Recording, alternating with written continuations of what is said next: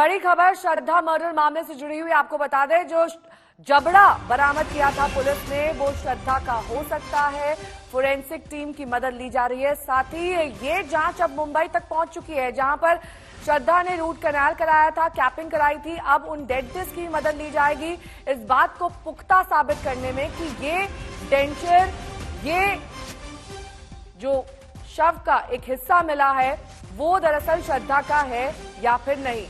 अरविंद ओझा मेरे सहयोगी इस वक्त तमाम जानकारी के साथ जुड़े हैं। अरविंद, क्या ये एक महत्वपूर्ण एविडेंस साबित हो सकता है जिससे ये पता लग सके कि आखिरकार ये जो कंकाल के हिस्से अलग अलग जगहों पर बरामद किए जा रहे हैं उनमें से एक हिस्सा जो अब पाया गया है वो दरअसल श्रद्धा का ही है? जी बिल्कुल। और देखिए, कल आज तक ने सबसे पहले इस केस का खुलासा किया था और ये बताया था कि दरअसल जो जबड़ा मिला है उसमें कुछ जो रूट नाल है वो भी है। उसके बाद दिल्ली पुलिस के एसएचओ मेहरौली ने एक लोकल डॉक्टर से दिल्ली में कंसर्न किया था और उसके बाद मुंबई में भी डॉक्टर से कंसर्न किया था, जिसमें यह जानकारी आई थी कि दरअसल जो जबड़ा मिला था उसमें रूट नाल है, उसमें कुछ नुकीली चीज है। तो ये पता लगाने की कोशिश कर रही है दिल्ली पुलिस कि क्या श्रद्धा का पहले रूट नाल हुआ था, इलाज चला था।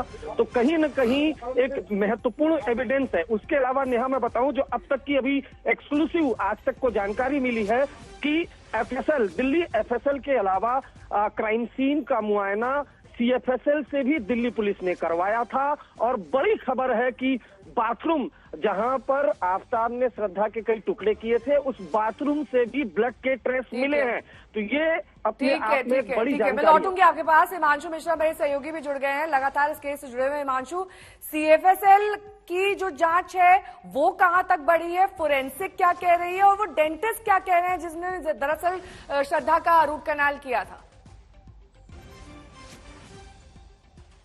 देखिए, उन तक पुलिस पहुंच गई है और ये मैच कराने की कोशिश की जा रही है जो जबड़ा पुलिस को मिला है कि क्या ये श्रद्धा का है, क्योंकि अगर ये प्रूव हो जाता है तो ये पुलिस के लिए बड़ी कामयाबी होगी, क्योंकि वो जो जबड़े की बरामदगी हुई है वो आफताब के बताए लोकेशन से हुई है, इसलिए ये एक बड़ा कनेक्टिंग एविडेंस साबित होगा। वहीं जब सीएफएसएल की टीम पहुंची थी मौके पे उस फ्लैट में, तो बाथरूम के अंदर, चूंकि देखिए जो दो टाइल्स होती हैं उनके बीच में जो गैप होता है उस गैप के अंदर से कुछ ब्लड के ट्रेसेस मिले हैं। यानी अब जो पुलिस लगातार पिछले 10 दिनों से इस केस की इन्वेस्टिगेशन कर रही थी, जो उसकी लगातार जांच चल रही थी, अब उसमें उनको रिजल्ट मिलना शुरू हुआ है। और उम्मीद जो पुलिस लगा के बैठी है कि अगले 8 से 10 दिनों में जब उन्हें एफएसएल की, सीएफएसएल की रिपोर्ट और फॉरेंसिक की रिपोर्ट मिलेगी तो इस केस में उनकी जांच आगे बढ़ जाएगी। और इस बीच पुलिस जो पॉलीग्राफी टेस्ट है वो भी करवा लेगी और ये पता लगाने की कोशिश करेगी कि अब तक क्या कुछ छिपाया है